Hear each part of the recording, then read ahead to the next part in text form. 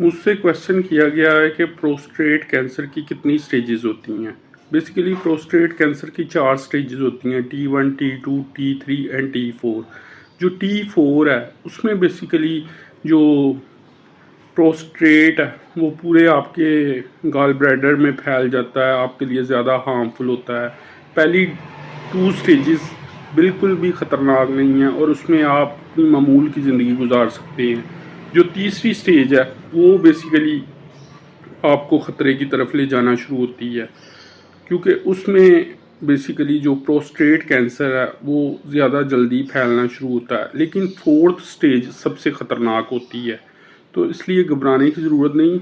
70 years of as तक most of the patients of prostate don't suffer at all, तो इसलिए आपको भी घबराने की ज़रूरत नहीं है।